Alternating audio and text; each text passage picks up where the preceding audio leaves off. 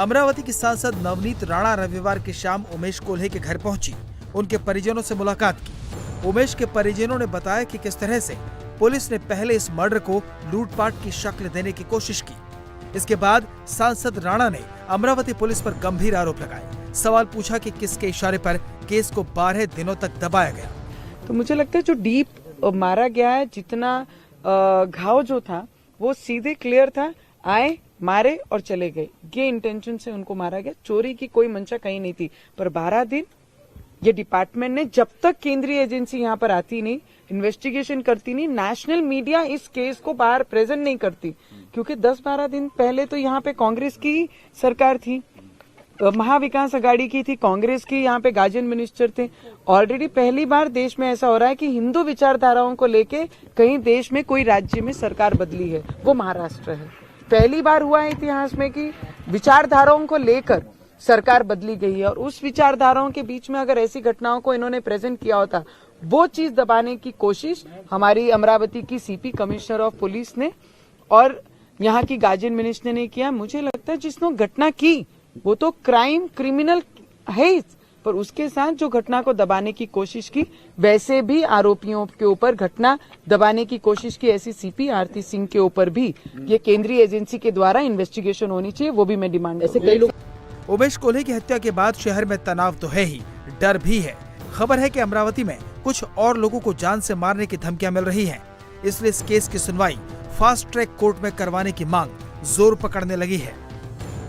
Threatening calls आए हैं और ऐसे नामी कई लोग हैं, बड़े व्यक्ति हैं, जिन्होंने आज तो मुझे लगता है उनके स्टेटस पे भी डाला है कि भाई मुझसे ये हिंदू विचारधारा की स्टेटस मैंने वायरल की थी और फॉरवर्ड मैसेज भी किए थे, तो मुझे माफ करना, ये गलती से हुआ है। इतना डर निर्माण यहाँ पर हुआ है। तो मैंने उनके बेटे को भी कहा कि अगर आने वाले समय में कोई थ्रेटनिंग कॉल्स अगर आपको आती हैं, क्योंकि इनको कोल्हे जी को कोई थ्रेटनिंग कॉल नहीं आई थी, और हमने डिमांड भी की है एनआईए की टीम से और सेंट्रल जो एजेंसीज हैं, जिस तरीके से जो टेलर के साथ में उदयपुर में हुआ, वैसे ही जो फास्ट ट्रैक पे उनको लिया है, उसी तरीके से ये भी केस फास्ट ट्रैक में लिया जाए और से जल्द इस पे निर्णय दिए। कल रिमांड खत्म हो रही है कई आरोपियों की, उसके बाद इसे जब कोर्ट में पेश किया जाए तो इसे स्पेशल कोर्ट में फास्ट ट्रैक में लेकर इस पे जल्द से जल्द निर्णय लगाएं, क्योंकि 1-2 दिन में हमारे महाराष्ट्र के गृह मंत्री अपनी पोस्ट ले लेंगे। उसके बाद हम गृह मंत्री को भी इसकी रिक्वेस्ट जरूर करेंगे महाराष्ट्र। अमरावती में जिन लोगों ने नूपुर शर्मा के समर्थन में पोस्ट किया था, उन्हें जान से मारने की धमकियां अब भी मिल रही हैं। राज्यसभा सांसद अनिल बोंडे ने पुलिस से धमकियां देने वालों की पूरी जांच करके एक्शन लेने की मांग की है। मुझे पास जो इन्फॉर्मेशन है उसके मुताबिक 10 लोगों को ऐसी धमकियां आई थी। 2 के नाम मिल चुके हैं, बाकी के लोग सामने आने को तैयार नहीं है। मेरी पुलिस से यही दरख्वास्त थी कि इन लोगों को कॉन्फिडेंस में लेके जिन्होंने धमकियां दी है वहां तक पुलिस पहुंचनी चाहिए, और ये संभ्रांत लोग हैं, मेरी उनसे अपील है कि अभी उन्हें डरने की कोई आवश्यकता नहीं है। आपको पुलिस से संरक्षण भी प्राप्त हो सकता है और आपने पूरी इन्फॉर्मेशन देनी चाहिए। इस बीच अमरावती पुलिस और एटीएस की जांच के साथ साथ अब एनआईए ने भी जांच शुरू कर दी है। एनआईए ने मास्टरमाइंड इरफान से करीब 4 घंटे पूछताछ की। एनआईए ने अपनी जांच का दायरा और बढ़ा दिया है। एनआईए इरफान के आका की तलाश कर रही है और ये भी देख रही है कि इस जिहादी इकोसिस्टम के पीछे कोई इंटरनेशनल फंडिंग और टेरर लिंक तो नहीं। एनआईए के इस केस में आने के बाद आने वाले दिनों में कई और चौंकाने वाले खुलासे हो सकते हैं। अब तक की जांच में जो खुलासे हुए हैं वो भी हैरान करने वाले हैं। पुलिस को पता चला है कि 19 जून को आतिफ, शोएब और इरफान की मीटिंग हुई थी। मीटिंग में 20 जून को उमेश कोल्हे को मारने का प्लान था, लेकिन 20 जून को उमेश कोल्हे उस रास्ते से नहीं गए। 21 जून को 3 लोग दुकान के पास खड़े थे, जिन्होंने आगे खड़े 3 हमलावरों को उमेश कोल्हे की पल पल की जानकारी दी। शोएब ने 12 से 14 इंच का चाकू अपने दोस्त से 300 रुपए में खरीदा। पुलिस चाकू बेचने वाले शोएब के दोस्त की तलाश कर रही है। इरफान ने आरोपियों को भागने के लिए 4 व्हीलर गाड़ी मुहैया कराई। यूसुफ खान ने अमूल कोल्हे से 2 लाख रुपए की दवाइयां भी क्रेडिट पर ले रखी थी। हत्यारों ने बहुत सोची समझी साजिश के तहत कोल्हे का मर्डर किया। ब्लैक फ्रीडम और रहबरिया, इन्हीं 2 व्हाट्सएप ग्रुप पर अमरावती के उमेश कोल्हे मर्डर की पूरी स्क्रिप्ट लिखी गई। उमेश कोल्हे ने नूपुर शर्मा के समर्थन में पोस्ट ब्लैक फ्रीडम ग्रुप पर डाला। यहाँ से उनकी पोस्ट को एक दूसरे व्हाट्सएप ग्रुप रहबरिया पर वायरल किया गया, जहां उमेश कोल्हे का गला रेतने का प्लान बनाया गया। ये खुलासा खुद अमरावती पुलिस ने किया है और ये खुलासा जितना शॉकिंग है उतना ही अलर्ट करने वाला है।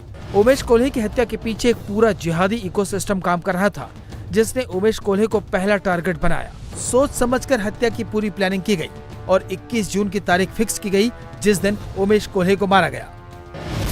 अमरावती पुलिस एटीएस और एनआईए की गिरफ्त में 7 आरोपी पकड़े जा चुके हैं, जिनमें मुदस्सिर अहमद, शाहरुख पठान, अब्दुल तौफीक और शोएब खान, जिसने गला रेता। इसके अलावा आतिब राशिद और वेटरनरी डॉक्टर यूसुफ बहादुर खान, जो इस हत्याकांड का पहला साजिश करता है, और शेख इरफान, जिसे उमेश कोल्हे हत्याकांड का मास्टरमाइंड बताया जा रहा है। यूसुफ खान के साथ में भैया की अच्छी दोस्ती थी, क्योंकि यूसुफ खान जो है वो वेटरनरी की प्रैक्टिस करते थे, तो भैया के साथ में उनके काफ़ी अच्छे रिलेशन थे। तो और काफ़ी दिनों से हम करीब 2006-07 से यूसुफ को जानते हैं, तो काफ़ी अच्छे संबंध थे उनके साथ में। मुझे बताइए कि आपने कहा कि वो फ्यूनरल में भी आके गए आपके भैया के? जी, वो फ्यूनरल में भी थे। मुझे अभी भी याद है कि मैंने वो मुझसे एक ऐसा करके गए थे करके। अमरावती में अमित मेडिकल स्टोर नाम की उमेश कोल्हे की दुकान है, जहां पर आम दवाओं के साथ साथ पशुओं की दवाएं भी मिलती हैं। और पशुओं की दवाई लेने के लिए वेटरनरी डॉक्टर यूसुफ खान भी आता था। यहां से उमेश कोल्हे और यूसुफ खान की दोस्ती हो गई। जैसे ही रहबरिया ग्रुप पर उमेश कोल्हे का पोस्ट पहुंचा, इसने अपने जिहादी मेंबर्स को एक्टिव कर दिया। 21 जून को उमेश कोल्हे जी की अमरावती में हत्या कर दी गई। उसके बाद पुलिस की जांच आगे बढ़ी। उसमें एक शख्स गिरफ्तार हुआ जिसका नाम यूसुफ खान है। पेशे से वो जानवरों का डॉक्टर है और उमेश कोल्हे भी जो दुकान चलाते थे उसमें वो जानवरों की दवाई बेचते थे। तो क्या पहले से यूसुफ उमेश कोल्हे जी को जानता था? बात करने के लिए इस वक्त हमारे साथ उमेश कोल्हे जी के भाई महेश कोल्हे जी हैं। ये जो यूसुफ खान की गिरफ्तारी हुई है, क्या पहले से जान पहचान थी? कब से थी ये जान पहचान? क्या घर भी आना जाना था उमेश जी का यूसुफ के घर पे? 2006-07 से शायद हम यूसुफ को जानते हैं। काफ़ी अच्छे फ्रेंड है भैया के और काफ़ी अच्छे रिलेशन है इतने सालों से, क्योंकि पहले से अमरावती में एक ही वेटरनरी शॉप था, तो उनका भी हमारी दुकान में काफ़ी अच्छा आना जाना था और भैया उनके घर पे भी जाया करते थे। तो कभी ऐसा लगा कि इस तरीके से रेडिकल माइंडसेट का?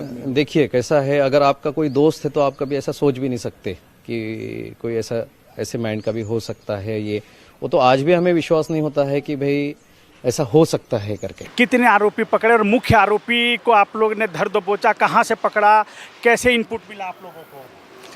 हमने अभी तक 7 आरोपी अरेस्ट किए हैं और हमको जैसा इन्फॉर्मेशन मिला, हमारी टीम गई थी नागपुर में और वहाँ पे आरोपी जो मेन इसका सूत्रधार है उसको कल ताबे में लिया था दोपहर में नागपुर से और रात में अरेस्ट किया है उसको और अभी उसका इंट्रोगेशन शुरू है। मैम ये क्या करता था? ऐसे पता लगा कि एनजीओ चलाता था, एनजीओ के तहत वो क्या क्या करता था, इसके पास पैसे कहाँ से आते थे, किस तरीके के कार्य करता था? ये सब अभी इंट्रोगेशन में पता चलेगा। उसका रेबर हेल्पलाइन ग्रुप है और एम्बुलेंस है 2, इतना हमें पता चला है और अभी इंट्रोगेशन में सब पता चल जाएगा। मैम ये बताएं कि इससे पहले भी इसके ऊपर कुछ ऑफेंसेस थे क्या? नहीं, मेरे अभी तक तो हमने जो देखा है उसमें पता नहीं चला है, लेकिन अभी और ये जो अरेस्ट हुआ है अभी आरोपी, इसका अभी हम चेक कर रहे। मतलब आरोपी number 1 veterinary doctor Yusuf Khan ने भड़काया और मास्टरमाइंड शेख इरफान ने कोल्हे को मौत के घाट उतारने का प्लान बनाया। यूसुफ खान ने उमेश कोल्हे की फोटो पहचान के लिए इरफान को भेजी, जिससे इरफान ने उसी फोटो को अपने गुर्गों को भेजा। इरफान शेख ने मर्डर की पूरी स्क्रिप्ट बनाई। उसने 2 टीमों में से एक टीम दुकान के सामने रेकी करने के लिए बनाई, जिससे उमेश के दुकान से निकलने की जानकारी देने का काम सौंपा गया। और उमेश 21 जून की रात को दुकान बंद करके जैसे ही निकले, घंटाघर गली में खड़ी दूसरी टीम को इसकी जानकारी दे दी गई। उमेश के वहां पहुंचते ही इसके गुर्गे शोएब ने चाकू से गला रेत दिया। इंडिया टीवी हर वक्त हर जगह डाउनलोड करने के लिए सर्च करें India TV news Google play store या ऐप स्टोर पर।